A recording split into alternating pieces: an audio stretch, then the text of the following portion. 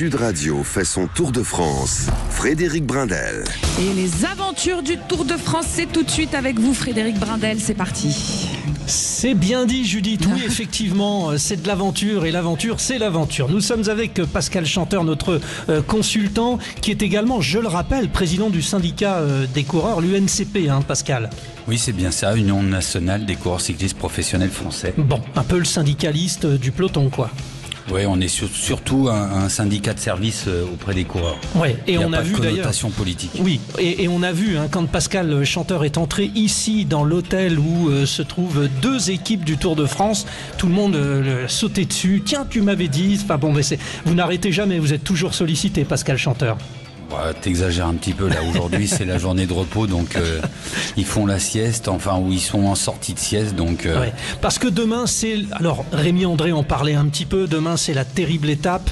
Montpellier, Mont Ventoux, je dis terrible à cause du Mont Ventoux. Et nous accueillons Stéphane Goubert. Stéphane Goubert, vous vous souvenez, Goubi-Strong, c'était 2008, 13e du Tour de France, premier français du temps où les Français avaient du mal parce qu'un certain Lance Armstrong faisait la pluie et le beau temps. Il est aujourd'hui directeur sportif de Groupama FDJ. Salut Stéphane. Bonjour à tous, j'ai plus mal. Oui, c'est plus facile dans la voiture. Oui, c'est beaucoup plus, je vous confirme. Bon, on n'oublie pas aussi que pendant des années de coureurs, vous avez vanté les mérites de cette ville de Montpellier. Nous y sommes. Bon, Montpellier, c'est la ville des sportifs, quand même. C'est la capitale du monde déjà, pour commencer. Oui, rien que ça, bien sûr. C'est clair que c'est une ville très sportive. On le voit avec le rugby, le foot, le hand, le water-polo. Donc il y a beaucoup de sports. Et j'en oublie, c'est sûr. Il manque que le cyclisme. Bon, oui, mais on a eu Stéphane Goubert. Ça fait quelques années. Oui, exactement. Comment ça se passe, Stéphane, avec l'équipe Groupama FDJ? Bon, le leader, c'est Guillaume Martin Guyonnet, qui est 13e du général. Romain Grégoire a été très bon. Valentin Madouas à l'attaque, etc., etc. Mais on sent que tactiquement, vous avez du mal à peser sur la course aujourd'hui, Stéphane. Ouais, il y a beaucoup qui ont du mal à peser sur la course. En fait, il n'y en a que deux qui pèsent sur la course. Il y a Visma et puis UAE. Oui, et même Visma, il pèse pas sur UAE. Donc pour l'instant, c'est UAE qui pèse sur tout le monde. Voilà. Donc c'est clair, on voit que tous les vainqueurs d'étapes depuis le départ, ce sont vraiment de grands coureurs, de coureurs expérimentés surtout. Et nous, on a une équipe qui est jeune, à l'image de Romain Grégoire, c'est que son deuxième Tour de France, c'est un coureur qui a approché en début de tour et tu l'as dit, les tout meilleurs, mais il lui manque encore de l'expérience, encore Paul de la force. Penouet aussi au sprint. Paul Penouet qui a fait 5e au sprint, lui aussi. Premier grand tour, premier bien sûr Tour de France automatiquement. Et donc il faut laisser grandir ce groupe et dans l'avenir on va peser. Il y a Guillaume bien sûr, lui il a son expérience. Il est pas au 13e, bon il est loin, 13e du général, Guillaume Martin. Pas au niveau encore du Dauphiné, mais la dernière semaine, elle est longue et dure. Et puis c'est peut-être de très bon augure justement pour cette semaine qu'il était un ton un petit peu en dessous. Ouais, on va voir ça, mais d'un point de vue tactique, Pascal Chanteur, on est surpris parce que l'équipe UAE, donc qui est l'équipe de Tadej Pogačar, est en train de dominer ce Tour de France, bien sûr individuellement, mais aussi collectivement. Hier, Tim Wellens s'est imposé. En revanche, en face, il y a l'équipe Visma, qui est l'équipe du deuxième, Jonas Vingegaard, qui semble courir n'importe comment et surtout laisser, après une chute, son leader se débrouiller tout seul. Ils ont perdu la face ou quoi, les Visma? Disons que depuis le début du Tour de France, ils avaient mis au point une tactique de harcèlement sur Pogačar, sur l'ensemble des terrains qui leur étaient mis à disposition par l'organisation, que ce soit dans les descentes, dans les villes d'arrivée, comme à Rouen où on a vu une équipe qui était très offensive. Il est vrai que hier, on a vu dès le début de course Vingegaard à l'arrière du peloton, chose qui est totalement inhabituelle. En général, c'est un coureur qui court tout le temps devant et qui plus est en général dans la roue de Pogačar. Et pendant ce temps-là, ses coéquipiers ont attaqué. Ça, c'est du jamais vu dans l'histoire du Tour de France. Et là, il y a eu la course qui a été lancée et il y a eu une chute. Il s'est retrouvé un peu ennuyé par rapport au ralentissement et autres. Et il y a eu une cassure dans le peloton et il s'est retrouvé immédiatement derrière. Et là... autant je pense que la tactique de course de la Visma était d'attaquer pour intégrer l'échappée, mais en sachant que Vingegaard devait être au contact de Pogačar. Et là, il ne l'était pas et ça aurait dû modifier l'intégralité de la tactique et d'abord défendre la position de Vingegaard. Ça n'a pas été le cas. Ça veut dire qu'il ne fait pas l'unanimité au sein de son équipe. Écoutez, il est vrai que depuis le départ, on sent bien qu'il y a un petit souci au sein même de l'esprit d'équipe dans la Visma. La femme de Jonas Vingegaard avait fait des déclarations sur Wout van Aert, qui est l'autre star de l'équipe. Ça a peut-être déplu. Exactement, c'est quelque chose, c'est extra sportif, mais je pense que ça pèse énormément sur la tactique et surtout le soutien de l'ensemble de ses coéquipiers qui sont d'abord là pour se sacrifier, et Dieu sait que les coureurs et Van Aert en premier a su le faire de nombreuses fois, et il a d'ailleurs donné encore il n'y a pas si longtemps lors du Giro la victoire à Yates. Donc ça démontre quand même que c'était juste pas la personne à attaquer à ce moment-là, et surtout en départ du Tour de France. Bon, Stéphane Goubert, ça fait bizarre. Alors on est tous d'accord, vous l'avez dit, UAE domine, il n'y a rien à faire, mais quand on voit ce rapport de force bizarrement instauré par Visma, est-ce qu'on peut courir comme avant ? Vous êtes un peu perdus, vous les directeurs sportifs ? Déjà, moi je suis directeur sportif à Groupama FDJ, j'ai pas trop à m'occuper de ce que fait la Visma. Enfin quand même ça pèse sur la course. Oui, ça pèse sur la course, mais UAE pèse sur la course, tout le monde pèse sur la course. Il est clair que UAE, et on le comprend, Pogačar il veut tout gagner, mais du coup il reste plus grande étape pour les autres, et dès qu'il y a l'occasion, tout le peloton veut, et même les équipes qui, comme la Visma, qui pensaient rivaliser plus près pour le moment avec Pogačar. Encore une fois, il reste une semaine, même on ne sait jamais. Pogačar nous a montré par le passé qu'il pouvait avoir quelques moments, quelques trous d'air, donc ils espèrent ça. Et je pense que hier ils avaient tout misé pour Wout van Aert et Kampenaerts, merci. Ouais. Et donc ils ont resté sur cette tactique-là. Oui, mais enfin je pense qu'ils partaient du principe que Pogačar allait se relever de devant et allait plutôt lui réintégrer le groupe de Vingegaard que plutôt le contraire. Mais après, on a vu que tout le reste de l'équipe était autour de lui. Oui, plus ou moins quand même, Stéphane. Je pense qu'ils vont faire union sacrée pour la dernière semaine. Je ne me fais pas de soucis là-dessus. Bon, quels sont les objectifs que vous fixez à vos coureurs, Stéphane Goubert, pour cette dernière semaine qui commence ? Toujours la même chose, c'est clair qu'on se doit d'optimiser toutes les chances qui nous sont offertes. Elles ne sont pas évidentes parce que ça roule très très vite. Il y a une énorme vitesse, une grosse intensité. Donc là aussi, essaye vraiment d'essayer d'être le plus performant possible. Alors demain, le Ventoux, c'est assez compliqué, c'est tout plat, et puis il y a une montée, même si Richard Virenque l'avait gagné, mais il y avait un départ difficile à l'Odève, donc là il n'y est pas. L'immense Richard Virenque. Alors si vous nous suivez sur la chaîne YouTube de Sud Radio, vous avez peut-être vu quelqu'un venir faire la bise à Stéphane Goubert. C'est Richard Virenque, il est en face de moi. Richard va venir nous rejoindre dans un instant, on va marquer une respiration, et puis on revient. Oui, Richard Virenque nous a rejoint sur le plateau de Sud Radio. C'est dans un instant. Stéphane, mille merci. Mais merci à vous. Une victoire pour qui ? Pour la Française des Jeux Groupama, là pour la semaine ? On mise sur qui ? N'importe qui. Les 8 ont le droit de gagner. Les 8 peuvent gagner. Mais bien sûr. Ils ont intérêt. On va recevoir Quentin Paché, on va recevoir Valentin Madouas, en tout cas certains de vos coureurs brillants. Merci Stéphane Goubert. Merci. Le Montpellierin. Et puis Richard Virenque est là, je le regarde. Oui, il est d'accord. Il va venir, c'est l'invité d'honneur, et il sera avec Quentin Paché aussi qui nous rejoint. À tout de suite. Sud Radio fait son tour de France. Frédéric Brindel. Nous nous retrouvons à Montpellier, à l'hôtel de Groupama FDJ, dans le Blue Radisson, où les invités se donnent leur relais. Alors nous accueillons l'un des meilleurs coureurs français. Il est peut-être le plus gros des guerriers du peloton français, Quentin Paché, 2 fois deuxième d'étape sur la Vuelta, notamment vainqueur du circuit de la Sarthe, etc., etc. Et bien sûr, Pascal Chanteur est toujours avec nous, notre consultant, et nous accueillons, vous le voyez sur la chaîne YouTube, Richard Virenque. Richard, merci de passer à côté de Quentin Paché. Vous devez l'aimer, lui, parce que c'est un guerrier, il sait faire. Ben oui, on aime les coureurs qui vont de l'avant et qui prennent des risques. Et dans le vélo, il faut prendre des risques pour déjà se faire plaisir dans un premier temps. Et des fois, ça paye. Et quand ça paye, les gens aiment bien. Et donc on est un peu à part par rapport aux autres qui calculent peut-être un peu trop. Et donc voilà, donc oui, je l'observe et comme je m'inquiétais sur sa condition, il me dit que ça va. Donc si ça va la dernière semaine du Tour, c'est très bon signe. Hein. C'est plus facile d'attaquer la dernière semaine du Tour quand on a tout le monde est cramé, c'est ça. Exactement. Ouais. On va dire il y a 40% du peloton qui a encore un peu de vie. Et donc bon, c'est sûr que ça bataille un peu la première heure, mais l'idéal, il faut être très motivé et ça peut le faire. Richard, vous êtes très pris, on s'était dit 2 questions, puis notre invité est Quentin, mais la question, 50 ans, du maillot blanc à pois rouge. Oui. Vous êtes le recordman. Oui, 50 ans, oui, mais ça fait déjà 20 ans que j'ai posé, on va dire, les ça armes. ne nous rajeunit pas, Richard. Oui, exactement. Lenny Martinez va l'avoir, les Français sont toujours motivés.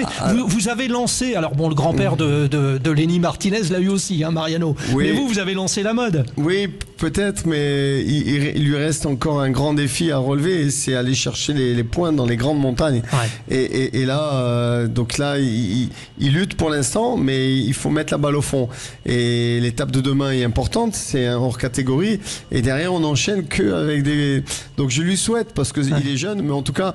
S'il ne le prend pas cette année, je crois qu'il va se forger pour aller le chercher parce qu'on sent très bien que le maillot à pois lui plaît énormément, comme à certains aussi et comme à d'autres aussi. Donc, mais rien n'est gagné. Hein. Le Tour, c'est un peu tous les jours qu'il faut mettre un peu sa pierre à l'édifice. Ouais. Et le maillot à pois, il faut être un peu guerrier un peu tous les jours et un peu. On est très passionné par ça aussi parce que des fois on se lance dans des offensives où on va un peu au suicide. Mais à la Richard Virenque. Oui, mais après l'exploit peut arriver derrière parce que la chance d'être français, c'est qu'on a le public que les autres n'ont pas. Et là on passe à la vitesse supérieure parce que voilà, donc c'est hors norme. Le Tour de France est hors norme. Richard Virenque sur Sud Radio, on s'est promis le soir de l'arrivée, enfin le lundi, le lendemain de l'arrivée. Oui, hein, écoutez, on peut l'organiser, mais je pourrais faire un petit coucou à Sud Radio. Ouais. En plus, c'est parce que vous faites partie du Sud, hein, parce que sinon, ça c'était pas possible. Bon, mais maintenant on est national, mais bon, oui, on part du Sud. Non, mais voilà, c'est un peu de chauvinisme. C'était Richard Virenque sur Sud Radio. Merci Richard, qui passe donc le relais. On se croirait sur la piste, hein, le relais au boudin à Quentin Paché. Allez-y, le relais, c'est le micro. Quentin, comment ça va? Bon, vous avez dit à Richard bien. Moi, j'ai l'image de vous capable de résister au peloton, d'aller faire 2 sur un sprint derrière Wout van Aert ou je sais pas qui. Ça semble un peu plus difficile sur ce Tour de France, mais espoir ou pas? Bien sûr, il y a toujours de l'espoir. Tant qu'il y a des étapes et des profils qui peuvent me correspondre et correspondre à l'équipe de manière générale, bah, tant qu'il y a une petite chance, on va essayer de la saisir, même si c'est que 5 ou 10% de chance, bah, on se met à 100% dans ces 5% de chance. Et voilà, il y a... La dernière semaine, c'est peut-être la semaine où il y a le plus de fatigue et où au final les opportunités peuvent peut-être se créer d'autant plus. Donc voilà, il reste une semaine jusqu'à Paris et autant d'opportunités, quoi. Alors Quentin, comment peut-on définir votre rôle au sein de Groupama FDJ sur ce Tour de France? Parce que vous êtes multicarte, vous êtes capable de rouler très longtemps dans les montagnes pour aider Guillaume Martin, d'aller sur des étapes de puncher, de filer un coup de main à Romain Grégoire, même de travailler pour Penouette au sprint. C'est quoi votre mission, vu que vous pouvez tout faire? Ma mission principale sur le Tour, là, c'était surtout les 10 premiers jours avec toutes les étapes un peu punchy, d'être vraiment avec Romain dans le final, surtout quand le peloton est plus restreint, quand il reste une trentaine, quarantaine de coureurs, pour l'aider à se placer et puis pour que voilà, il fasse pas d'efforts superflus avant son dernier effort justement. Il est jeune et il a besoin de soutien pour pouvoir vraiment s'exprimer pleinement et c'est ce qu'il a fait à 2 reprises. Et voilà, et puis après au-delà de ça je suis le coureur le plus âgé de l'équipe, donc il y a forcément déjà mon pauvre Quentin, il y a forcément le rôle un petit peu de capitana, un petit peu, voilà, faire part de son expérience, que ce soit dans les moments où ça fonctionne bien et dans les moments où parfois ça peut moins bien fonctionner, voilà, savoir remobiliser toute l'équipe, faire en sorte qu'on tire tous vers le même objectif et que voilà, on baisse pas les bras avant Paris, quoi. Donc il y a ce côté-là. Et je le fais avec grand plaisir. Quentin Paché, depuis la journée de repos du Tour de France à l'hôtel de Groupama FDJ ici à Montpellier. Pascal Chanteur, un coureur comme Quentin Paché, c'est de l'or pour une équipe, y compris pour l'équipe de France d'ailleurs. Hein. C'est un coureur sur qui on peut s'appuyer. Caractéristique de Quentin Paché par Pascal Chanteur. Il est polyvalent, il l'a dit tout à l'heure. Les premiers jours, il était au service de Romain. Il a rempli sa mission, on peut le dire, parce que Romain a été présent. Il lui manque encore le petit truc pour pouvoir rivaliser et gagner devant les très grands. Ouais. Mais il est avec eux. Il les suit à la culotte, il est présent. Et Quentin, il a la tête dans le vent dans les moments les plus importants dans le final. Le jour où il peut se mettre un peu à l'abri, Quentin, il peut gagner des grosses courses. Écoutez, il est, comme il l'a dit aussi, là maintenant, il va y avoir des opportunités. Il a l'expérience d'un coureur un petit peu plus âgé. Il sait aussi très bien l'importance du côté psychologique de notre métier. Parce que lorsqu'on est fatigué, la fatigue musculaire, physique, mais la fatigue mentale, la fatigue mentale est importante, et de savoir se remobiliser les troupes, c'est un langage un peu guerrier, mais Richard l'a dit tout à l'heure, c'est un guerrier, et comme tu le dis, Frédéric, il le démontre lors de ses sélections en équipe de France, parce que si Thomas Vauclair lui fait confiance, c'est aussi en grande partie parce qu'il connaît sa mentalité. Et c'est assez magnifique de participer dans l'équipe de France au championnat du monde. Quentin Paché, l'objectif c'est l'étape de Pontarlier. Alors vous êtes nombreux à l'avoir, cet objectif, parce que tout le monde se dit une fois... Alors ça, mais peut-être aussi les Champs-Élysées qui seront couplés avec Montmartre. Quand on analyse un petit peu la dernière semaine, forcément il y a les 2 grosses étapes de montagne avec la Plagne et le col de la Lose, cette étape du Mont Ventoux, et après il y a l'étape de Pontarlier, l'étape de Valence aussi, qui sont des étapes qui sont vraiment ouvertes. Et puis on le voit en fait depuis le début du tour, c'est des étapes qui sont hyper décousues, parce que elles sont ouvertes à un plus grand nombre de coureurs, là où les étapes de montagne parfois peuvent se restreindre à des coureurs qui sont un cran au-dessus. Et donc voilà, donc ces jours-là il y a une bataille énorme. Et puis c'est vrai que l'étape de Paris, maintenant il faut la considérer pour tout le monde au final. Attaquer dans la rue le pic. Il y a un vrai changement, je pense, une vraie bascule qui est voulue justement par les organisateurs, du fait de placer les passages à Montmartre. Et ça va être une première, je pense que tout le peloton pro, tout le peloton du Tour est un peu pas interloqué, mais attendre de voir comment ça va se passer. Oui, ça peut être piégeux.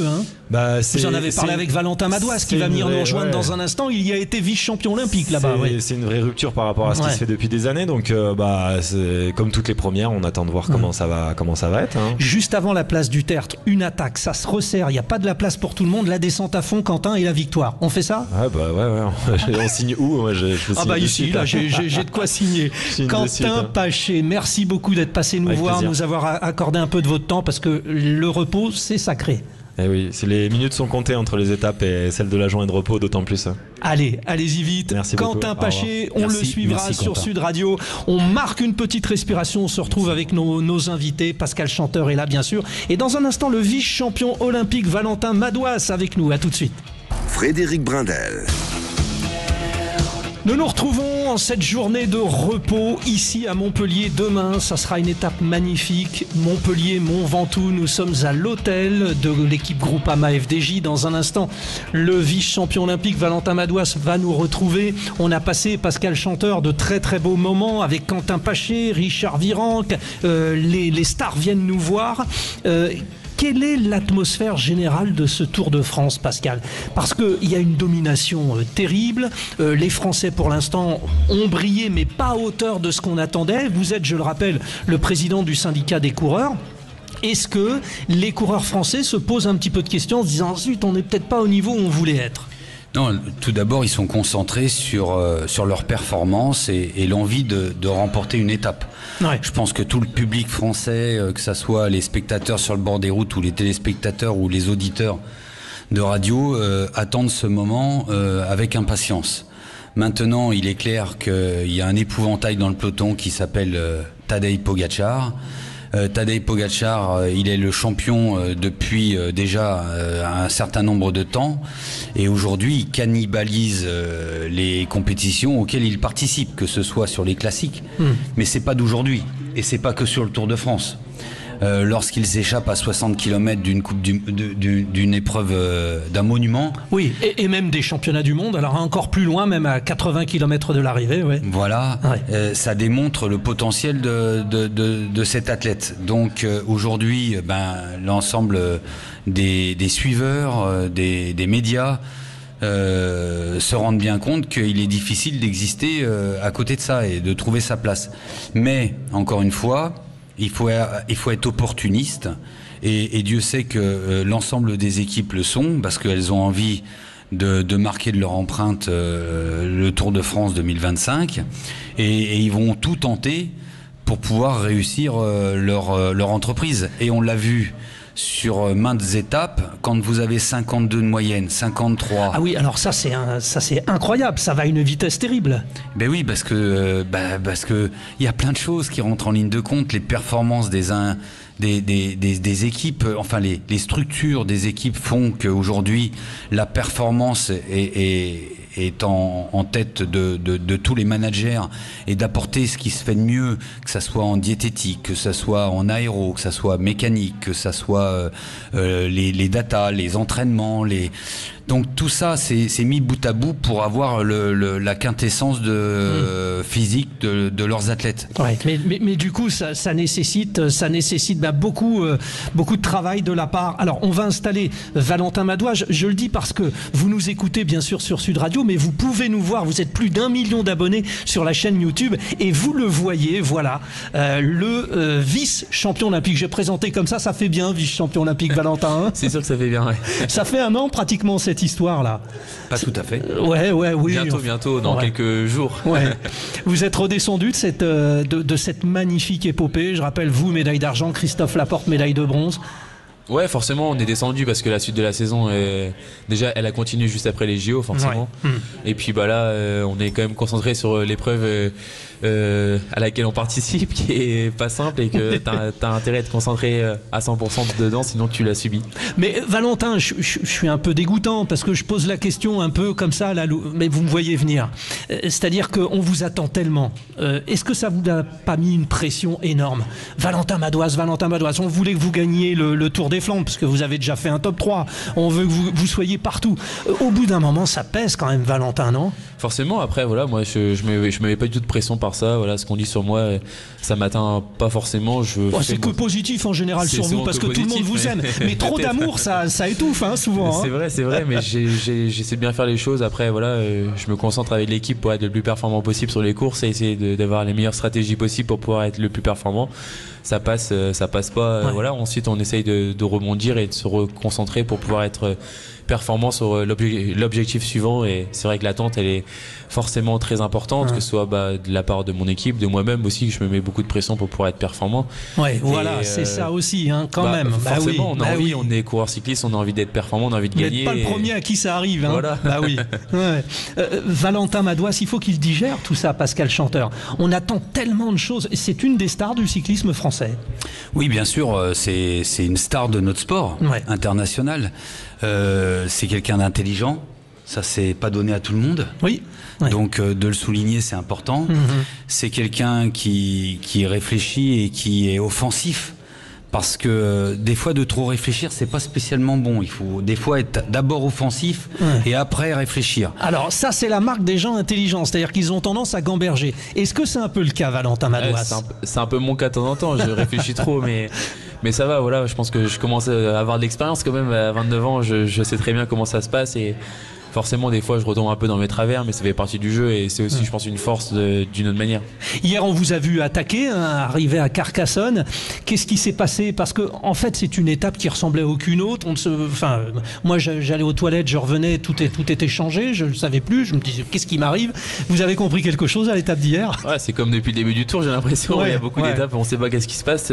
Tu quittes l'étape pendant 1 heure, tu vas faire ton sport ou tu vas aller manger, tu reviens, tu dis, c'est qui est devant? Qu'est-ce qui s'est passé? C'est vrai que c'est un tour qui est assez intense et où on voit des coureurs qui lâchent rien, qui ont envie d'être performants, et je parle du peloton en général. Et c'est vrai qu'il y a tellement peu d'opportunités d'être performants que les opportunités, quand elles arrivent, t'as tout le monde qui est à bloc et c'est vrai que ça rend un tour très offensif, très difficile. Et la journée d'hier, elle a été à l'image de notre début de tour. Bon, on vient de parler avec Quentin Paché, on s'est dit tiens, dans cette dernière semaine, qu'est-ce qui peut se passer? Comme tout le monde, on a fait le coup de Pontarlier, tout le monde parle de cette étape pour les voir. Mais quand même, il y a quelqu'un qui a été deuxième des Jeux Olympiques, un certain Valentin M, qui est avec nous, et on refait le coup de Montmartre, là pour la dernière étape du Tour de France sur les Champs-Élysées. Ça peut être intéressant, non? Ouais, il y a plein d'étapes qui sont très intéressantes. Celle-là, forcément, on y pense. Celle de Pontarlier, comme 90% du peloton va y penser, parce que il y a 90% qui peuvent gagner là-bas et les 10 autres, c'est pour la montagne. Donc, il y a aussi l'étape du Mont Ventoux. Je pense qu'il ne faut pas la négliger. Je dis pas que j'ai le niveau pour aller gagner là-bas, loin de là, mais je pense que tu as une opportunité, sûrement peut-être pour l'échapper. C'est tout plat, ça dépend quand est-ce qu'elle va sortir et l'avance qu'elle aura au pied. Et puis après voilà, t'as les étapes dans les Alpes aussi. Collectivement, nous on a un très bon Paul Penouet qui peut être très performant à Valence.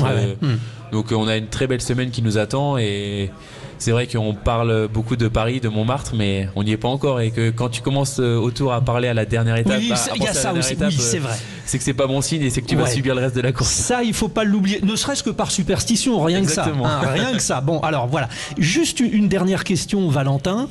Qu'est-ce qu'on peut espérer pour vous? Parce que le champ des possibles est énorme vous concernant. Les étapes, des titres, champion du monde, pourquoi pas vainqueur d'un monument. Comment vous fixez maintenant, on va dire, l'année après les JO est passée. Maintenant, c'est quoi? Ouais, là l'objectif vraiment c'est déjà d'être focus sur le Tour de France, d'aller chercher les meilleures performances possibles avec l'équipe. C'est vrai que mon début de tour il était autour de mes leaders, c'était d'essayer de les accompagner au mieux pour qu'ils soient performants, de les aider que ce soit avec les boissons, les placer, enfin voilà, essayer de les abriter, qu'ils fassent le moins d'efforts possible au maximum. Et là maintenant c'est vrai que le tour est plus décousu, donc c'est aussi essayer d'aider Guillaume à aller chercher un beau top 10, ça c'est pour l'instant à ce que je pense. Puis ensuite, Guillaume Martin, exactement. Et puis ensuite il y a toute la fin de saison qui va être très intense, faut pas la négliger aussi. Le Grand Prix de Plouay, il y a le René Huit Tours chez aussi. vous, le Grand Prix de Plouay. Voilà, c'est ça. Voilà, c'est des courses qui sont très très importantes et voilà, pourquoi pas également les championnats. Après, on verra avec Thomas. Vauclair, déjà Thomas Vauclair s'il me sélectionne déjà pour commencer, puis ensuite et ensuite sur quel championnat il va me mettre et dans quel rôle, et essayer d'aller aider le collectif à aller faire la meilleure perf que ce soit avec moi ou avec quelqu'un d'autre, mais l'objectif c'est vraiment d'être performant. Valentin Madouas en cette journée de repos sur le Tour de France en direct de Montpellier sur Sud Radio, médaillé d'argent des Jeux Olympiques, podium du Tour des Flandres, un grand champion est passé nous voir. Allez vite vous reposer. J'ai vu le papa. Il n'était pas ici aujourd'hui, mais il est venu au Tour en première semaine quand on était en Bretagne. Il est venu quand même quelques jours et Laurent. Vrai, exactement, ouais. Et grand champion, ancien premier français du Tour de France. Et il a terminé premier français, c'est vrai. C'était 12e, je crois. Exactement. Très bien. Merci Valentin Madouas. On marque une respiration, Valentin. on se retrouve avec Pascal Chanteur ici avec d'autres invités. Tiens, le patron arrive, Marc Madiot. À tout de suite. Brindel. Depuis la journée de repos ici à Montpellier au Radisson Blu Hotel où sont logés à la fois les Groupama FDJ et l'équipe Intermarché. On recevra d'ailleurs tout à l'heure Louis Barré, l'un des meilleurs Français. Vous savez, l'homme qui a fini l'étape à Mur de Bretagne tout en sang. Il va bien, on l'a vu passer, il va venir nous rejoindre. Marc Madiot va être notre invité dans un instant avec Pascal Chanteur, notre consultant. Pascal, on parlait du classement général. Bon, on peut dire aujourd'hui que Tadej Pogačar avec ses 4 minutes 13 d'avance sur Jonas Vingegaard à course gagnée, même si sur ce genre de situation les coureurs se méfient toujours. Non mais comme on l'a dit, Tadej Pogačar c'est l'homme fort, il est bien en place à la tête de ce Tour de France, mais encore une fois le Tour de France c'est 3 semaines et il peut y avoir des aléas de course à tout moment. Et il faut être concentré tout au long de l'étape. Il faut faire attention aussi en dehors parce que de ne pas attraper froid, de ne pas être malade, même si aujourd'hui les équipes sont tellement bien structurées avec des médecins, avec surtout des cuisiniers aussi qui leur apportent de la diététique et surtout les bichonnent sur un certain nombre de secteurs qui peuvent être surtout de la récupération. Donc non, tout est fait pour que les coureurs soient au mieux. Mais encore une fois, le Tour de France, c'est 3 semaines. Et 3 semaines, c'est long. Mais la dernière semaine, elle est incroyablement difficile. Col de la Lose avec... Très très haut, hein. C'est très très haut le col de la Lose. Très très haut et très pentu surtout. Ouais. Et vous savez comme moi qu'il y a des organismes qui ont du mal à supporter les passages au-delà des 2000 mètres. Et avec des pourcentages astronomiques, hein. On est à plus de 10% de montée, donc voilà. Et Marc Madiot qui se fait attendre. Alors justement, parmi nos invités, il est là, il arrive, Marc Madiot, il va venir s'installer ici, la première chaise. Vous savez, quand Marc Madiot se déplace, c'est jamais anodin. La deuxième, hein, Marc, hein, la plus proche de Pascal. On savait que vous étiez proche, mais donc on s'est dit rapprochons-les. Voilà, attention au matériel. Marc, comment ça va ? Ça va très bien. Ouais. Vous êtes content de ce tour pour l'équipe Groupama FDJ ou pas ? Alors on pourrait toujours attendre plus et mieux, mais globalement les coureurs sont motivés, sont dans l'action, ont confiance et on va continuer à se battre sur le modèle qu'on a eu sur un certain nombre d'étapes. Il y avait plusieurs objectifs pour cette équipe. Il y avait essayé d'aller chercher un bon classement général pour Guillaume Martin-Guyonnet déjà. Il y avait des étapes, il y avait Romain Grégoire. En fait, vous êtes sur tous les fronts. C'est pas facile à gérer ça. C'est pas que c'est pas facile, disons qu'on essaie de faire avec nos moyens, on est capable d'exister dans un certain nombre de compartiments de la course, c'est ce qu'on a réalisé. Après il nous manque le petit Graal, c'est-à-dire une victoire d'étape, mais il reste encore quelques occasions. Et puis non, ce que j'attends moi c'est de l'enthousiasme et un comportement offensif et tourné vers la réussite, c'est ce que j'attends de mes coureurs. Est-ce que Marc, le fait que David Gaudu, qui a déjà fait 4e du Tour de France, qui est un des leaders de votre équipe, était en méforme et n'est pas pu se présenter, a changé vos plans par rapport à ce que vous aviez imaginé vers le printemps, quoi? Vous savez, dans la construction d'une équipe et dans la vie quotidienne d'une équipe cycliste, comme dans l'activité toute autre, on a des contraintes, on a des aléas qui font qu'on n'utilise pas toujours 100% de nos potentiels, mais David est en reconstruction, il sera très opérationnel sur la prochaine Vuelta. On espère le retrouver sur les routes du Tour, bien évidemment, l'année prochaine, mais dans le déroulé d'une saison, il y a toujours des anicroches qui font qu'on n'est pas totalement satisfait de ce que l'on produit, mais ça c'est inhérent à tout sport. Ouais. Bon, on a le président du syndicat des coureurs avec nous, Pascal Chanteur, hein, le Krasuki du cyclisme. Vous vous souvenez, Krasuki, Marc, hein? C'était moi, Krasuki. Ah ouais. 3 fois. Bon, alors le côté défenseur du cyclisme français, ça reste vous, Marc. Les coureurs surtout. Ouais, voilà, c'est ça. C'est difficile, on a l'impression, pour les coureurs français, pour les équipes françaises.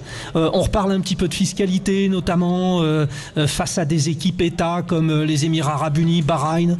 Il est clair que c'est un secret de polichinelle. Il suffit de regarder la vie et l'activité économique en France pour s'apercevoir que dès qu'on est confronté à une situation internationale et à une concurrence mondiale, on est dans des difficultés inhérentes à ce qu'est le régime social en France. Alors il a beaucoup d'avantages, mais il a aussi quelques inconvénients, notamment quand on se retrouve confronté à des puissances étrangères. Ouais. Vous êtes bien dans les vraies voies du Tour de France, mais ça pourrait être les vraies voies traditionnelles, hein, parce que Marc, il a cette vision à 360 degrés du sport. Marc, est-ce qu'il y a aussi aujourd'hui une avancée telle, alors bon, les étapes à plus de 50 km/h, des avancées au niveau de la diététique, etc. On entend plein de choses. À ce niveau-là, vous pouvez suivre ou pas? À quel niveau de... Il y a des avancées, il y a des investissements énormes, on imagine. On est encore en capacité d'investir et d'être tourné vers l'avenir en ayant des moyens et des programmes de recherche et développement. Ça, c'est pas tellement là que se situe la difficulté. La difficulté, elle est plus dans les moyens colossaux et conséquents qu'il faut avoir pour être opérationnel au niveau de la concurrence étrangère. Bon, on vient d'évoquer les problèmes de régimes sociaux en France qui sont quand même très particuliers dans le monde. Après, on fait avec, on essaie de s'adapter à la situation, on essaie de tirer le meilleur parti possible de nos moyens qui sont intéressants et conséquents et qui sont surtout fidèles et installés dans la durée.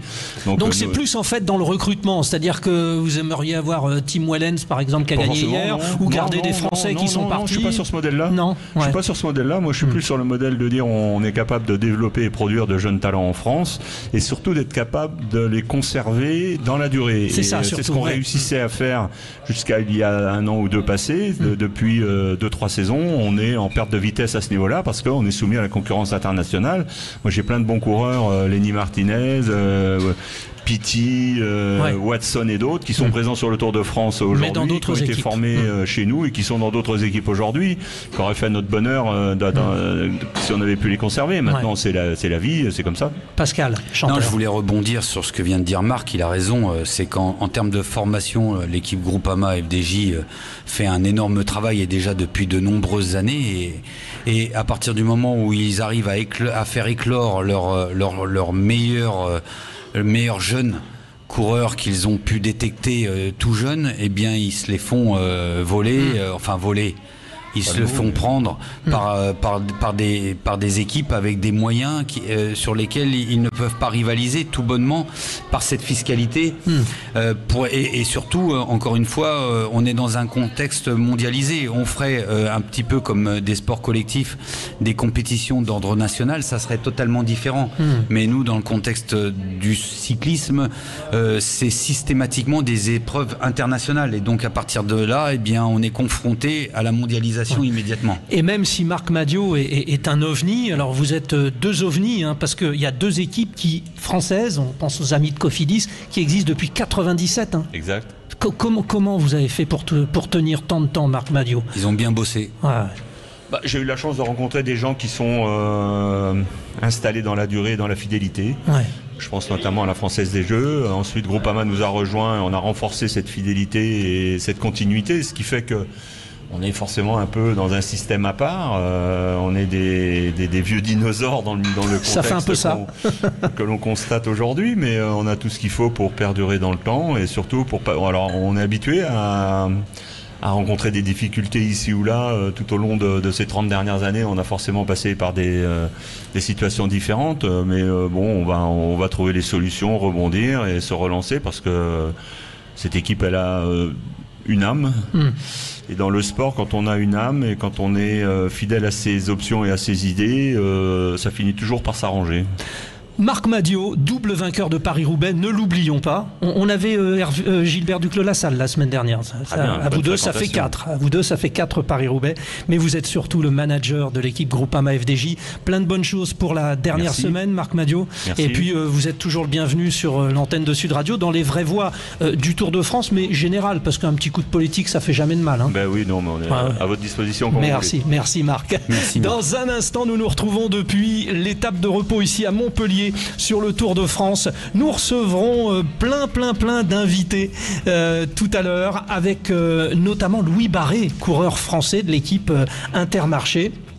Tout de suite, c'est Thomas Binet et on se retrouve avec Pascal Chanteur. Samuel Dumoulin aussi sera là, vous vous en souvenez, vainqueur d'étape sur le Tour de France, le sprinter magnifique. Voilà, plein d'invités à venir, à tout de suite. Sud Radio fait son Tour de France. Frédéric Brindel. Et on retrouve les vraies voix du Tour de France avec Frédéric Brindel. Merci Judith Belair. Judith, vous vous souvenez de cette image terrible du coureur tout en sang au sommet du mur de Bretagne là, avec le cuissard. Il est là avec nous. Et si vous le voyez sur la chaîne YouTube, il a l'air en pleine forme. Est-ce qu'il va bien, Louis Barré? Parce que Judith Belair s'inquiète. Elle vous a vu tout en sang. Alors, merci Judith pour ça. Mais oui, ça va mieux. C'est une bonne nouvelle. Des brûlures et des grosses brûlures, mais maintenant ça commence à aller mieux. Donc j'espère que la dernière semaine ira bien. Allez, bisous Louis les Barré, garçons. Merci Judith, merci beaucoup. Louis Barré nous rejoint. Alors un petit peu particulier donc parce qu'on est à l'hôtel, donc je vous l'ai dit, à Montpellier pour cette journée de repos, le Radisson Blu Hotel qui nous accueille et d'ailleurs très sympathiquement. On a fait une grosse partie avec l'équipe Groupama FDJ. Il y a toujours une équipe qui partage et coup de chance, c'est l'équipe Intermarché, celle du maillot vert de l'année dernière, Bignan Girmay notamment, et puis 2 Français dans cette équipe. Alors Hugo Page et Louis Barré qui est avec nous. Pascal Chanteur, un mot déjà sur les blessures, parce que Louis il a vu l'enfer. Quand vous êtes arrivé, Louis, on n'a surtout pas voulu vous toucher, on s'est dit oh là là, on va lui faire mal. Il vit un calvaire. Hein. Ouais. Écoutez, là ça a l'air d'aller mieux déjà. Mais il est vrai que de commencer le Tour de France comme il l'a commencé, comme il l'a commencé très bien d'ailleurs, parce que depuis le début de saison, Louis est aux avant-postes sur les classiques, il est performant. Donc ça présageait déjà de bons résultats sur ce Tour de France. Ouais. Ensuite, il y a eu cette malheureuse chute à Mur de Bretagne alors qu'il est à l'avant de la course. Il est dans le groupe de tête avec Pogacar et compagnie. Avec les champions, il est là, il est présent, il tient sa place, il est efficient, il est protagoniste de l'étape. Il chute. Almeida. Jean Almeida, le Portugais, numéro 2 du AE, disparaît suite à cette chute. Donc c'est pour dire le choc. Ouais. Et qui plus est que c'était sur un bitume qui était abrasif. Et lorsque je l'ai vu arriver, mais c'est là qu'on voit le courage que les coureurs ont sur un Tour de France. Parce qu'on parle d'une course, on parle d'une compétition, mais c'est avant tout une aventure humaine. Ouais. Le Tour de France, c'est quelque chose qui n'est pas anodin, qui n'a aucune autre forme dans n'importe quel autre sport. Et le Tour de France, quand on a ce genre de problème, en général, on ne met pas longtemps à le quitter. Et Louis est encore là lors de la 2e journée de repos, et il vient nous dire qu'il va beaucoup mieux, que cette journée de repos lui a fait un grand bien. Donc on est très heureux pour lui. Et il accepte donc de passer un petit moment avec nous. Louis, je vais refaire donc le film. 6e de l'Amstel Gold Race. Vous arrivez à distance respectable de ce qu'est le Moselle vainqueur. On l'oublie pas, Pogacar, Evenepoel, tout ça. On se dit, oh là là, il a passé un cap. Vous êtes avec les meilleurs à Mur de Bretagne. Et s'il n'y avait pas eu cette chute? Ah, et si je sais, mais quand même. C'était quoi vos ambitions? Les ambitions sur cette étape-là, c'était une étape qui me correspondait vraiment bien, avec une arrivée au sommet. Donc, Une arrivée au sommet en montagne ou pas? Non, pas en montagne, sur une petite bosse de kilomètres. Donc c'est vraiment les efforts qui me conviennent le mieux. Donc j'espérais un top 10, voire un top 5. Après... Louis, j'ai l'impression, on peut se tromper, puis c'est facile à dire, mais que vous pouvez être peut-être encore plus ambitieux. Et vous avez un exemple, votre meilleur pote, Jordan Gégat, donc coureur de l'équipe Total Energy, qui d'ailleurs parle de vous ce matin dans un très bel article chez nos amis de l'équipe.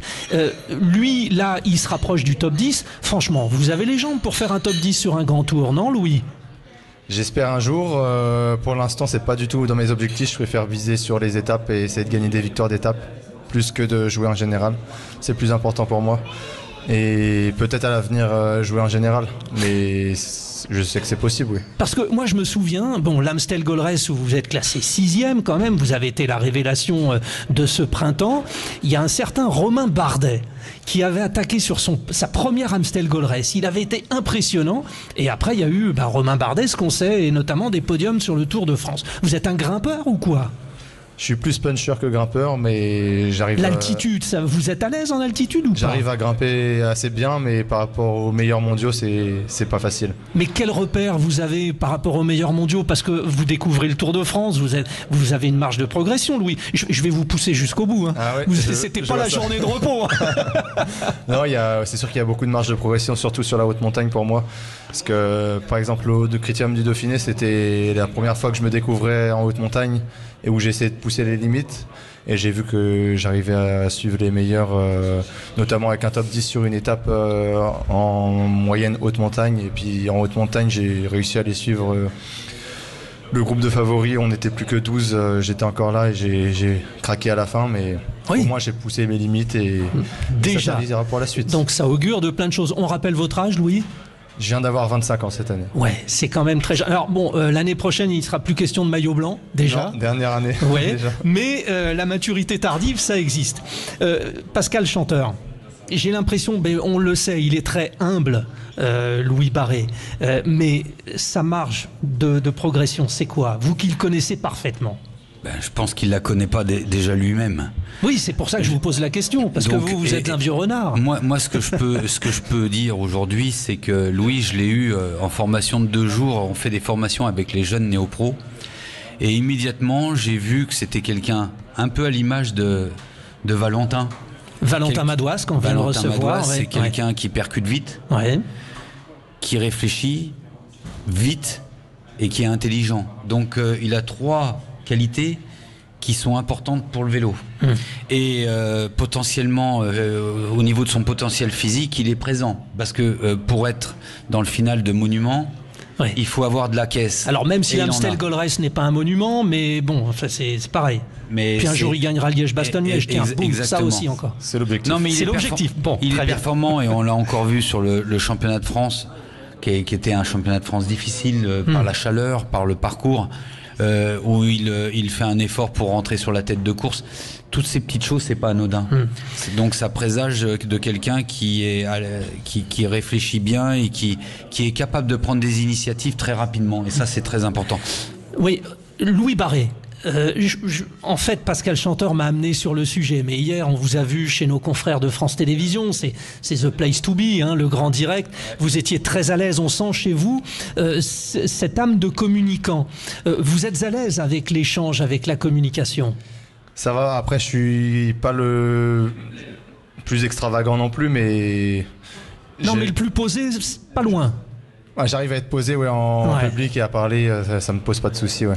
Ça veut dire quoi? Ça veut dire que vous vous sentez l'âme peut-être d'un capitaine de course, d'un leader, peut-être après d'un directeur sportif, parce que j'ai l'impression que vous intellectualisez beaucoup avec beaucoup de recul et de sagesse. J'aime bien analyser les choses et prendre du recul aussi avec Pascal sur des sujets différents pour la sécurité et tout. Ouais. Pascal, il est actif à vos côtés pour la réflexion du cyclisme français. On rappelle que vous êtes président du syndicat de l'UNCP des coureurs français. Oui, tout à fait. Et encore une fois, comme je l'ai dit, dès la formation néo-pro, c'est-à-dire un an de professionnel, on l'a tout de suite ressenti. Et aujourd'hui, il est très souvent, on a souvent l'occasion de pouvoir discuter de différents sujets. Comme il vient de l'expliquer sur la sécurité, c'est quelque chose qui intéresse énormément les coureurs, bien sûr, parce que c'est leur quotidien, mais sur d'autres sujets aussi. Et nous, on leur fait remonter pas mal d'interactions par rapport à leur métier. Et Louis est réactif immédiatement. Ouais. Louis, une dernière question. Alors, vous avez quitté une équipe française pour une équipe belge. Vous faites partie de ce groupe de coureurs. Alors, il y a Champoussin, il y a un des frères Paré-Peintre, nombreux. C'était une volonté de découvrir quelque chose. Ça, c'est un peu une question de footballeur, c'est-à-dire l'autre il part à la Juventus, je voulais découvrir un autre championnat, mais là c'est pas vraiment ça. C'était quoi? C'était une opportunité? C'était une opportunité et aussi un objectif de carrière de partir à l'étranger. Donc j'ai eu cette opportunité-là, je l'ai saisie directement parce que j'avais envie de découvrir des choses différentes. C'est sûr qu'une équipe française c'est bien, mais voir à l'étranger comment ça se passe, aussi parler une autre langue, voir différentes cultures, c'est important pour nous aussi. Alors, je saisis ce que vous dites. Le cyclisme belge est aujourd'hui le meilleur au monde. Hein. Je pense que, hier encore, ils l'ont montré, le champion de Belgique qui gagne devant un compatriote, globalement. Mais il y a aussi une aventure, vous êtes avec Binyam Girmay. On prononce d'ailleurs comment, Girmay ou Girmay? Girmay, ouais. Il dit Girmay, hein. Ouais. Oui, je ne sais pas pourquoi la télévision ils disent Girmay. Érythréen, maillot vert du Tour de France. Là aussi, c'est une rencontre exceptionnelle parce que il vient d'un pays qui est pas facile géopolitiquement parlant. C'est une rencontre énorme, ça, non? Oui, j'ai la chance de pouvoir être équipier avec lui et c'est sûr que de pouvoir le côtoyer au quotidien et de voir la personne que c'est sûr que c'est beau parce que c'est une personne très humble et puis très sympathique et posée. Donc, il relativise les problèmes Ah oui, toujours. Ouais, toujours. Mais après, c'est un champion quand même, donc il va toujours de l'avant, même quand il y a un problème, il va de l'avant directement. Donc ça, on apprend aussi ça des champions, donc ça aide pour la suite. Bon, relativiser en regardant les autres. Moi, je me suis fait piquer par un moustique, mais quand je vois votre bras, je me dis, c'est rien ma piqûre de moustique, parce que vous êtes bien abîmé. Merci Louis, merci vraiment d'être passé nous voir. On vous souhaite plein de bonnes choses, mais on le dit aux auditeurs de Sud Radio, vous n'en avez pas fini, parce que vous avez... Moi, je le dis, un très gros avenir. Bon, dans un instant, les invités se poursuivent ici. On fera un point avec les rugbymen, les buralistes. Tout le monde fait la fête du Tour de France ici sur Sud Radio. On se retrouve dans un instant, les vraies voix du Tour de France pour cette journée de repos en direct de Montpellier. Nous y sommes, voilà, on est en train de se régler parce qu'il y a plein d'invités qui se succèdent ici. On va recevoir Samuel Dumoulin. Voilà, on l'appelait Samuel Dumoulin, vous vous en souvenez, fabuleux sprinter français, vainqueur d'étape sur le Tour de France. Éric Brocardi aussi est avec nous, oui, le porte-parole des pompiers. Et puis Philippe Coy également nous rejoint pour les buralistes. Voilà, tout ça c'est la grande famille du Tour de France. Samuel Dumoulin, merci d'être avec nous. Que devenez-vous? Vous êtes sur le Tour de France, vous faites partie de ces anciens champions qui accompagnaient les VIP, hein, c'est ça? Merci de me recevoir. Frédéric, je suis content, ça faisait un petit moment qu'on s'était pas vu. Ça fait un petit bout de temps que je vous ai pas interviewé, hein, Samuel. Oui, donc c'est pour la deuxième année, donc je participe au programme RP pour Century 21 avec un ancien coureur aussi également, Christophe Mangin. Ouais. Donc voilà, c'est beaucoup de plaisir. Déjà par l'engouement qu'il y a sur les routes, c'est incroyable. Chaque année, c'est multiplié par 2 presque. Est-ce que quand on est coureur, on s'en aperçoit autant que ça? C'est vrai que les invités me demandent souvent ce qu'on peut ressentir en tant que coureur. Moi, mon premier souvenir, c'est le bruit en fait qu'il y a quand on court entre l'oreillette, donc la radio qui nous relie à la direction sportive dans les voitures, donc le bruit aérodynamique du déplacement. Les hélicoptères, les voitures qui klaxonnent, le bruit des moteurs, etc. C'est un Barnum, et puis les cris du public. Et moi, franchement, la première fois que j'ai fait le Tour de France, je me suis dit c'est comme si j'avais fait une soirée en boîte de nuit et que j'en ressortais. C'était. Oui, parce que vous aviez un point de comparaison. Vous en avez fait quelques-unes, Samuel. Hein. De sortir en boîte de nuit. Oui. On était ensemble, mais c'est pas grave. Éric Brocardi, qui lui n'a pas le temps. On n'a pas le temps. Même si vous êtes un tombeur. Mais contre votre volonté. Mais moi je n'entends pas dans les rédactions une fois quand vous venez ou qu'est-ce qu'il est beau. Voilà, je vous le dis, je vous transmets. C'est pas le sujet, mais c'est gentil. Mais... Ça vous surprend, Éric? En fait, non, sérieusement, c'est vrai que nous sur le Tour de France, on a une action qui se veut ultra, on va dire, active et préventive surtout, en lien justement avec Philippe Coy, que je vais laisser le micro, qui est le président de la Confédération des buralistes. Oui, non, mais attendez, 2 petites secondes, Éric. Votre action sur le Tour de France, combien de pompiers mobilisés au quotidien? Est-ce que vous intervenez directement sur des blessures ou alors c'est plus par rapport au public? En fait, on a plusieurs axes d'action sur le Tour de France. On a une axe qui est de mettre une équipe de 7 sapeurs-pompiers sur la zone technique départ et arrivée pour justement prévenir les risques, parce que c'est des villages qui se montent et qui se démontent en permanence sur le Tour de France et qu'il faut des sapeurs-pompiers pour être le premier maillon de la chaîne des secours et d'alerter et de mettre en place les moyens préventifs pour éviter les éclosions des incendies. Après, on a 20 sapeurs-pompiers qui sont à la fois dans la caravane du Tour de France et en même temps sur la partie logistique. Et dans la caravane du Tour de France, c'est 6 véhicules qui sont justement là pour promouvoir l'engagement des sapeurs-pompiers avec un partenariat avec Disney. Aussi 2 voitures qui sont les Vichy de l'œuvre des pupilles orphelins de sapeurs-pompiers. Et à l'arrière, nous avons un véhicule de protection incendie pour couvrir, on va dire, l'action de la caravane d'un point de vue incendie et de permettre justement une action d'extinction. On arrive dans des zones comme l'Hérault où il y a un risque incendie important. Donc, grâce au SDIS, au service départemental d'incendie et de secours de l'Hérault, nous avons mis en place et mis à disposition du Tour de France un véhicule avec 300 litres d'eau à l'arrière pour justement éviter les éclosions des incendies. Et on voit qu'en ce moment, les incendies, c'est le sujet d'actualité, c'est un sujet important. Par exemple, aujourd'hui à Montpellier, il fait très chaud, il y a un vent terrible, là c'est le pire. Donc on a renforcé effectivement notre action de prévention avec des affichages sur les véhicules, ce qui ne se faisait pas. Et ça, on le fait en collaboration étroite avec Amaury Sport Organisation, sur lesquels ils peuvent compter sur nous en termes d'action préventive. Donc, et à l'avant, nous avons, avant la caravane, mis en place aussi un véhicule Renault qui nous permet justement de pouvoir distribuer 50 000 t-shirts à l'effigie des pompiers, ce qui permet justement au 18e, au 112e kilomètre, et là où nous avons des sapeurs-pompiers avec du public autour au bord des routes, de distribuer 50 000 t-shirts sur la totalité du Tour de France, parce qu'on a besoin de 50 000 sapeurs-pompiers volontaires supplémentaires en France. Donc l'idée, c'est vraiment d'être au cœur de la boucle, à la fois d'un point de vue promotion, surtout de l'action préventive et de secours en cas de besoin. mais la machine ASO est tellement bien huilée que à ce jour, l'organisation du Tour de France qui est millimétrée, et nous y contribuons avec grand plaisir.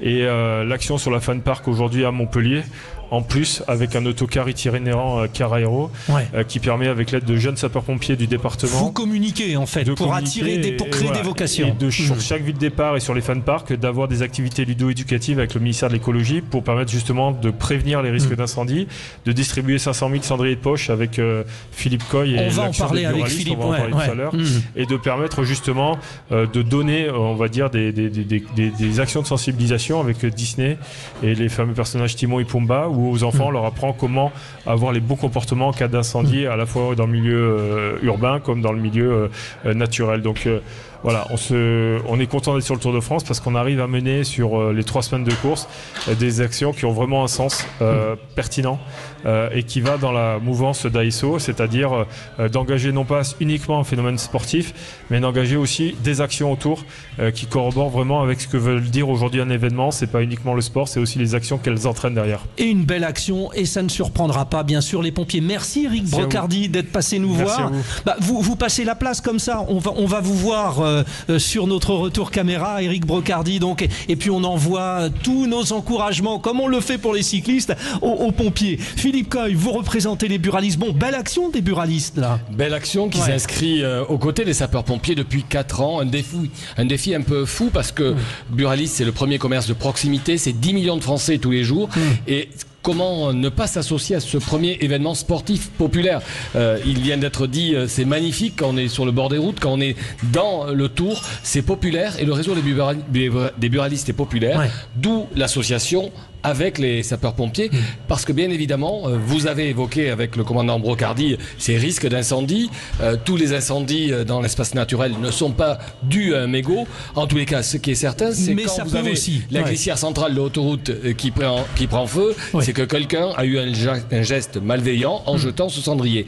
Voilà pourquoi nous sommes présents, parce que buralistes, commerçants d'utilité locale, lien social, les sapeurs-pompiers sont aussi des hommes et des femmes de territoire. Et nous avons 2 actions avec celle de la prévention, avec la distribution de ces cendriers de poche, mais également les aider au recrutement, parce que nous sommes implantés sur tout le territoire. Il manque de personnel, et ça c'est criant. Dites-moi, vous avez réinventé l'expression fumer comme un pompier là, non? Alors j'ai compris d'où venait surtout l'expression fumer comme un pompier, qui est très loin du produit que je vends, à vrai dire. Mais en tous les cas, on est passionné de ce territoire, de l'action au service des autres. Je crois que les hommes et femmes engagés dans le volontariat, il faut savoir quand même que 2/3 des interventions des sapeurs-pompiers en France sont faites par des sapeurs-pompiers volontaires. Nous avons des buralistes installés qui sont sapeurs-pompiers volontaires. C'est une fête, le Tour de France pour les buralistes. C'est une fête, on en parlait avec Samuel Dumoulin qui nous dit que c'est même une communion. C'est une communion avec les Français, c'est une communion avec un public qui n'est pas forcément. Est-ce que ça booste le commerce? Est-ce que la venue du Tour de France dans un endroit booste par exemple l'activité des commerces? Écoutez, je vais vous dire oui, puisque je suis palois et il y a quelques jours le Tour de France était à Pau. Mais bien évidemment, c'est une des cathédrales du Tour de France. C'est une cathédrale, c'est ville qui a le plus accueilli le Tour de France derrière Paris. Derrière Paris, parce qu'à chaque fois il y a l'arrivée. Et je peux vous dire que effectivement, économiquement, médiatiquement, ça rejaillit sur toute la région, parce qu'il y a un moment de légèreté pendant l'arrivée du Tour, tant avec les équipes qui sont dans les hôtels que tous ces spectateurs, ces milliers de spectateurs. Et j'ai eu la chance d'être au Tourmalet samedi. Alors malheureusement la météo n'était pas avec nous, mais je suis redescendu sur Luce avec des milliers de camping-cars, des gens. Donc ça donne aussi une économie différente, une économie aussi responsable dans l'environnement. Merci d'être passé nous voir, Philippe Coy avec Eric Brocardi. Belle association, les buralistes et les pompiers. C'est une association qui n'est pas fumante, mais en tous les cas qui est intéressante. Merci beaucoup. Je vous ai tendu la perche, mais vous avez enclenché le mouvement. Bon, on reste nous avec Samuel Dumoulin ici, ancien vainqueur d'étape du Tour de France. Pascal Chanteur va venir nous rejoindre, et puis également Malik Amadash qui est le président de Proval. Oui, parce que les rugbymen et les cyclistes ont beaucoup de liens, et vous allez voir, ils vont vous le prouver. On se retrouve dans quelques petits instants ici à Montpellier pour la journée de repos du Tour de France à l'hôtel de l'équipe Groupama FDJ. À tout de suite. Sud Radio. Samuel Dumoulin, vous avez gagné une étape sur le Tour de France. Bon, à l'époque, moi j'avais le plaisir de commenter beaucoup de vos victoires. Vous aviez notamment gagné une étape sur l'Étoile de Bessèges. Mais est-ce que gagner sur le Tour de France, ça change la vie? Oui. En quoi? Tout d'abord, ma vie à moi, parce que j'ai eu une émotion énorme en fait lorsque j'ai remporté l'étape. C'est un aboutissement quelque part pour un coureur cycliste professionnel. Jeune, je voulais faire le Tour de France. Ensuite, je voulais gagner une étape. Je savais que je gagnerais jamais le Tour de France, donc j'ai atteint mon objectif ultime. Et je me souviens des jours qui ont suivi, parce que moi j'avais eu la chance de gagner très tôt la 3e étape dans le Tour de France et j'étais un peu sur un nuage et c'était génial. En plus j'étais le Français qui avait gagné, mais après c'est seulement Cyril Dessel qui avait gagné à Jauziers, mais la 15e étape, donc forcément. Mais le jour où vous aviez gagné, il y a un autre Français qui avait pris le maillot jaune, Romain Feillu. Hein. Ouais, exactement. Exactement. Et ensuite, après, dans la vie d'homme, c'est vrai que on est présenté comme un vainqueur d'étape du Tour de France et on sait que les Français et les étrangers aussi, parce que c'est beaucoup suivi dans à peu près 200 pays dans le monde, je pense. Et voilà, sur le CV, c'est quelque chose qui est écrit vraiment en gras et entre guillemets, donc c'est quelque chose d'énorme. Vous étiez un sprinter, il y a énormément de chutes aujourd'hui. Après coup, vous vous dites c'est vraiment dangereux. Est-ce que vous aviez peur quand vous étiez dans un gros sprint ? Après, je pense que c'est comme tous les sports. Si on demande à Malik s'il avait peur quand il... J'allais faire le lien, justement, c'était exact. Mais il l'a compris, Samuel. Il a compris que j'allais faire le lien avec les rugbymen quand ils rentrent sur le terrain. Ben oui, bien sûr. Quand on est sportif, on n'a pas le droit d'avoir peur. On a peur, mais on ne peut pas se connecter à cette sensation, en fait, parce que sinon on serait beaucoup moins performant et efficient. Et oui, évidemment, on a conscience du danger, mais on l'occulte, mais pas de manière invisible. En fait, on essaye vraiment de s'adapter à ce danger-là. Après, je pense que ce qui rend le cyclisme plus dangereux maintenant, c'est déjà ça se pratique sur la route, donc tout le monde a conscience qu'avec les aménagements, c'est une galère sans nom. C'est très compliqué. Et ensuite, avec la vitesse des coureurs, forcément, au plus il y a de vitesse, au plus le danger est décuplé. Malik, on vient de le dire, c'est un sport à risque. Il y a ce lien avec les rugbymen, parce que vous aussi, vous n'êtes pas tendres les uns avec les autres. Vous pouvez vous faire mal. Hein, ouais.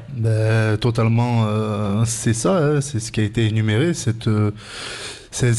risque qui est fait continuel et qui se répète match après match, et comme pour chaque coureur, étape après étape, et on se prépare à ça, on est préparé psychologiquement, physiquement à ces impacts, à cette possibilité d'être blessé et au mieux essayer d'être accompagné, mais comme il a été énuméré il y a 2 minutes, on est focalisé dessus, on l'omet pas et on sait que c'est présent, et donc il faut se préparer psychologiquement et physiquement.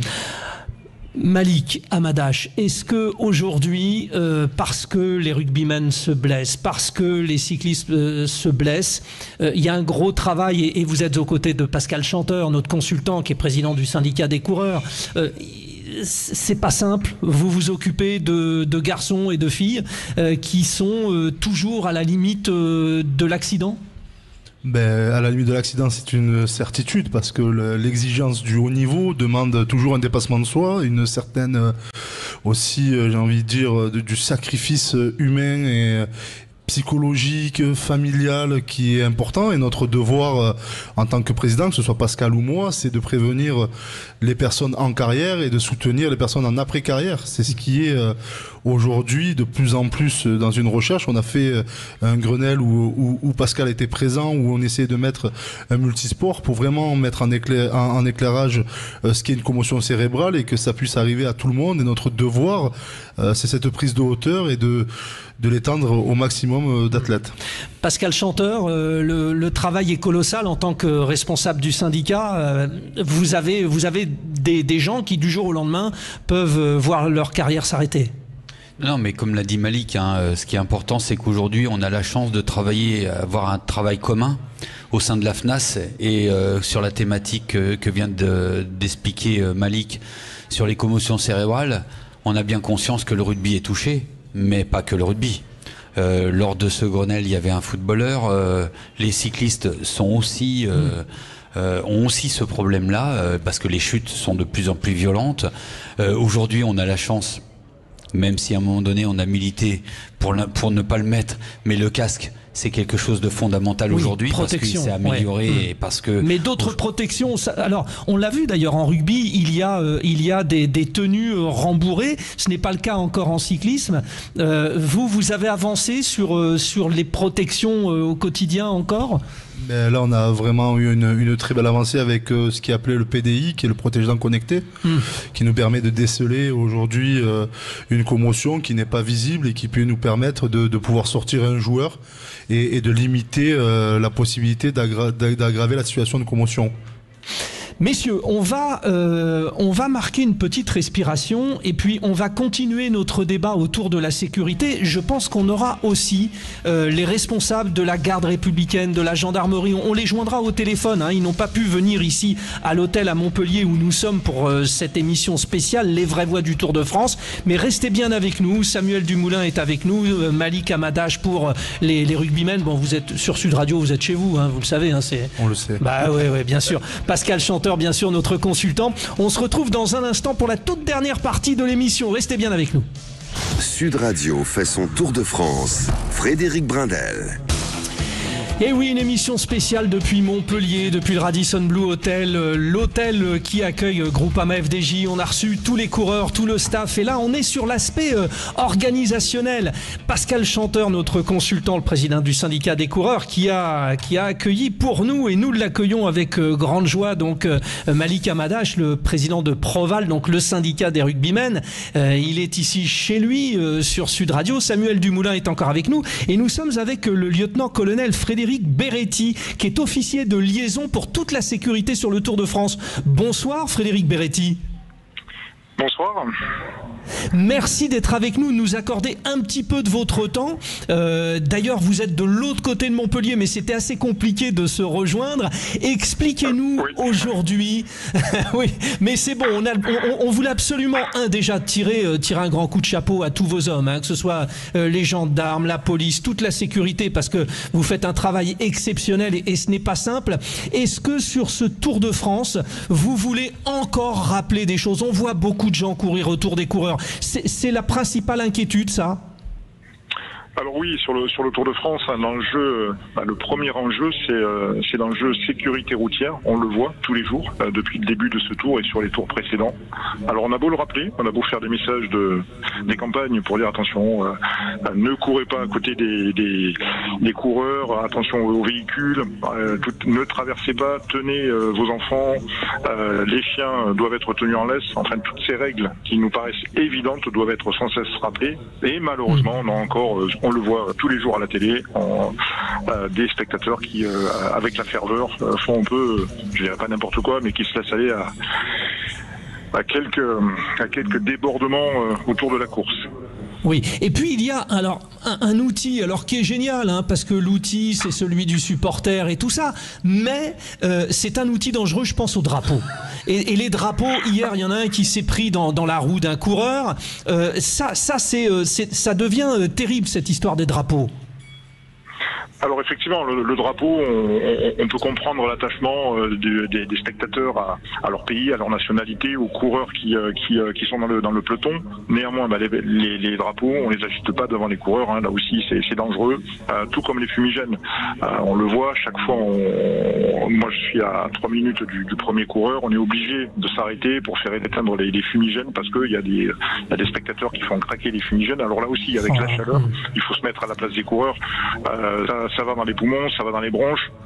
Vous imaginez par la chaleur, par l'effort, prendre en plus un fumigène, voilà, c'est un manque de respect. Donc il y a les fumigènes, il y a les drapeaux là aussi qu'on agite devant les coureurs, donc il faut un petit peu de respect face à ces athlètes. Et puis une dernière question, cher lieutenant-colonel Frédéric Beretti.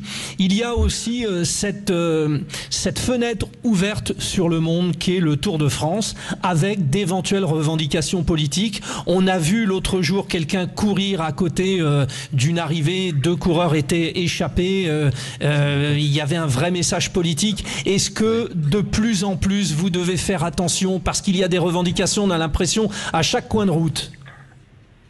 Alors, là aussi, le Tour, le Tour de France, c'est un événement mondial. Hein, c'est le 3e événement mondial qui, au niveau des événements sportifs. Donc, forcément, ça attire des messages de revendication politique. Là aussi, les menaces, elles sont de plusieurs ordres. Hein. Ça va de la sécurité routière au spectre haut de la menace. Et forcément, on a entre deux, là, il y a cette fenêtre de tir où on profite du passage du Tour pour mettre en avant ces revendications. Alors c'est pas la majorité, on le voit, je veux dire sur les 3500 kilomètres que fait le Tour de France, on a un public bienveillant qui sont là pour regarder les coureurs passer, la caravane, donc voilà, c'est à la marge, mais on doit toujours se tenir prêt face à l'imprévu, ça c'est clair. Merci beaucoup d'être intervenu sur Sud Radio dans cette émission spéciale du Tour de France. Lieutenant-colonel Frédéric Beretti, officier de liaison avec toutes les équipes de gendarmes, de police, etc., sur le Tour de France. Merci beaucoup d'avoir été avec nous. Et au nom des coureurs, merci encore. Voilà, avec le président du syndicat des coureurs, Pascal Chanteur, qui vous adresse les remerciements. Pascal, il y a toujours cette crainte. Il y a des chutes, beaucoup de chutes, à cause du public aussi. Non, bien sûr, la voie publique, Samuel le disait tout à l'heure, la voie publique s'est transformée véritablement ces dernières années. Il y a de plus en plus de mobilier urbain. Donc ça, c'est une première chose sur laquelle les organisateurs y attachent une importance particulière et font un gros travail. Mais le public, s'il vous plaît, faites attention aux coureurs. Faites preuve de bon sens et de bienveillance vis-à-vis des coureurs. Le Tour de France, c'est déjà suffisamment difficile pour qu'il ne le soit pas plus rendu par une bêtise, par une bêtise, si ce n'est plus. Samuel Dumoulin, ancien vainqueur d'étape, je le rappelle, sur le Tour de France. Samuel, est-ce qu'il vous est arrivé d'avoir peur à cause des supporters ? Forcément, on est à la limite.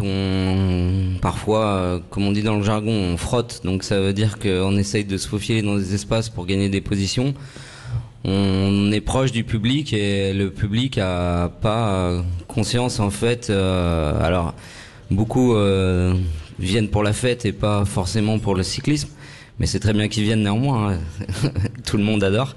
Mais voilà, je me rappelle d'une fois, c'était lors du départ du Yorkshire en 2014. Ah oui, en Angleterre, oui. Où il y avait vraiment un public énorme. Et en fait, il y avait des gens qui étaient positionnés dans les descentes et qui faisaient des selfies ou qui se filmaient dos au peloton. Ouais. Donc, en plus, ils ont l'habitude de voir arriver dans l'autre sens parce qu'ils conduisent à gauche. Alors bon, ça change pas parce que mais quand même, au niveau des réflexes, ça peut jouer. Hein. Ouais, non, enfin, certes, Frédéric, c'est bien, tu sais qu'on conduit à gauche en Angleterre. Oui.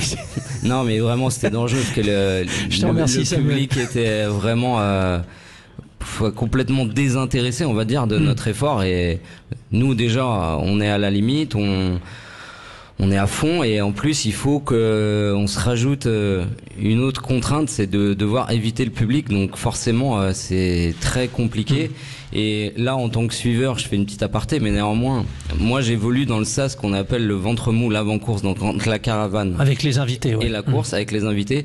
Et en fait, le public non plus a pas conscience qu'il y a des véhicules à ces échelons de course. Et il y a plusieurs fois où des enfants ont traversé devant les véhicules. Donc, faut savoir que du début en fait de la caravane publicitaire jusqu'à la voiture balai, en fait, la course est complètement neutralisée et privatisée par la société du Tour de France. Et c'est pas parce que la caravane est passée que en fait la voie publique est libérée.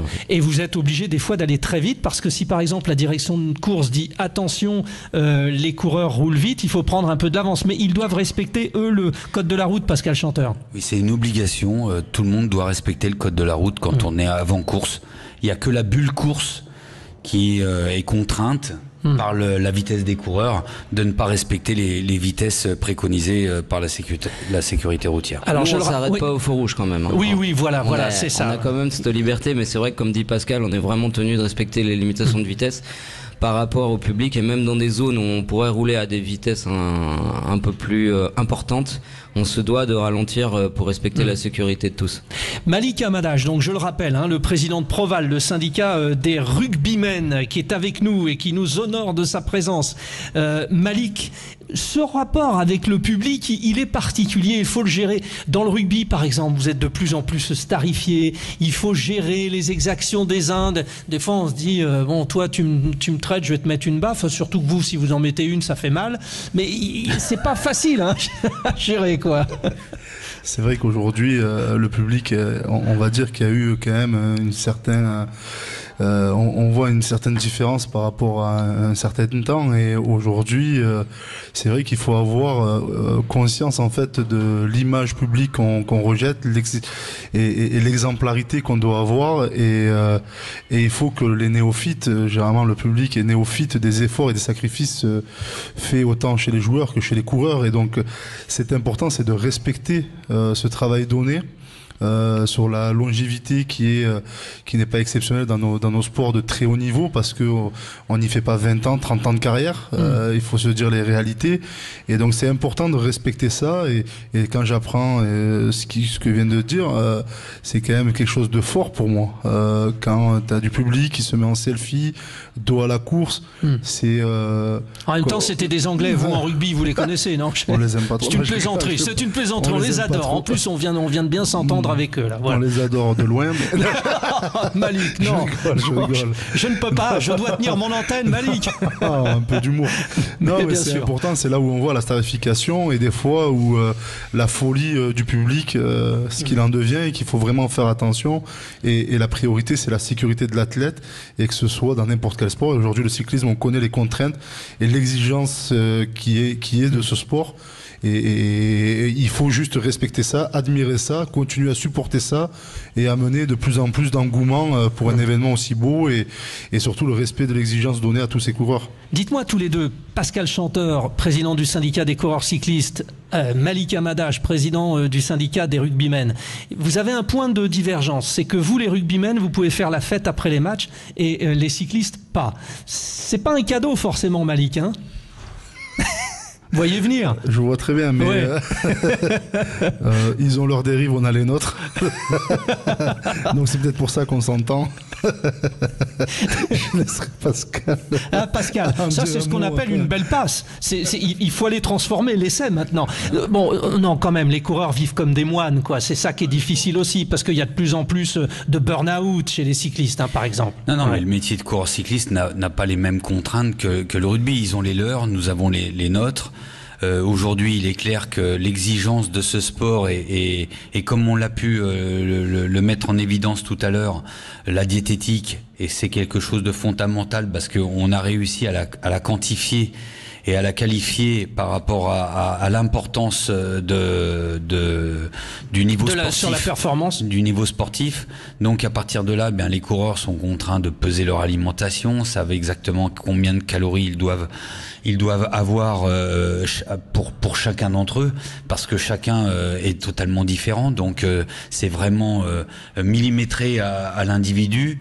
Ça c'est une première chose. Le repos, c'est primordial, parce qu'une heure de repos chaque jour en plus sur une étape, à la fin d'un Tour de France, ça fait la différence. Ça fait une journée. Ouais. Donc sur une épreuve de 21 étapes, donc de 3 semaines, sur 24 heures, c'est quelque chose de fondamental. Voilà. Donc à partir de là, il est clair que le rugby est différent parce qu'ils ont un match et ils ont quelques jours de récupération, et encore que ils commencent à devenir, même si ils sont professionnels depuis déjà de quelques années, mais ils sont de plus en plus aussi pointilleux et pointus sur ce sujet, parce que les pays anglo-saxons leur a apporté un certain nombre de savoir-faire et de rigueur, comme dit Malik, et à un moment donné, le français n'est pas plus idiot qu'un autre, donc il voit ce qui se fait de mieux et il tente de s'en rapprocher, et aujourd'hui les Français sont comme les autres. C'était beau cette passerelle entre le rugby et le cyclisme sur l'antenne de Sud Radio. Messieurs, vous nous avez régalé.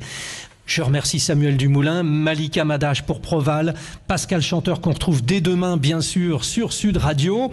Je remercie Colline Briquet, responsable de la communication pour Groupama FDJ, de nous avoir aidé à monter cette émission. Anne-Lise Ekman et toutes les équipes, Arthur Boulot également à Sud Radio. C'est un vrai plaisir pour cette journée en direct du Tour de France depuis l'hôtel de Groupama FDJ. Merci d'ailleurs à toute l'équipe du Radisson Blu Hotel ici.